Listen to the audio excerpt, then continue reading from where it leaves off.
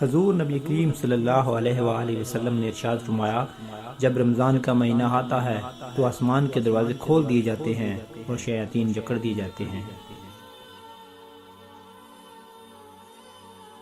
حضرت زید بن خالد رضی اللہ تعالیٰ عنہ فرماتے ہیں، حضور اکرم صلی اللہ علیہ وآلہ وسلم نے ارشاد فرمایا، جو کسی روزہ دار کا روزہ افطار کرائے تو اس کو بھی اس کے برابر ثواب ملے گا اور روزہ دار کے ثواب میں کمی نہ ہوگی۔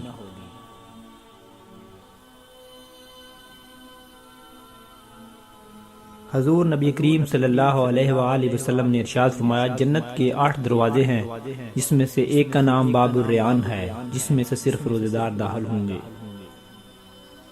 حضرت سیدنا انس رضی اللہ تعالیٰ عنہ فرماتے ہیں، حضور اکرم صلی اللہ علیہ وآلہ وسلم کی بارگاہ اقدس میں عرض کیا، کون سا صدقہ افضل ہے؟ تو فرمایا، رمضان میں صدقہ کیا کرو۔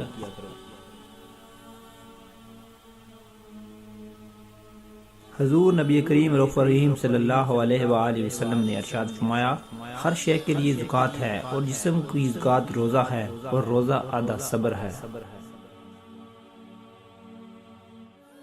حضور نبی کریم صلی اللہ علیہ وآلہ وسلم نے ارشاد فرمایا، سحری کھایا کرو کیونکہ سحری کھانے میں برکت ہے۔ آپ نے فرمایا، ہمارے روزے اور اہل کتاب کے روزے کے درمیان سحری کھانے کا فرق ہے۔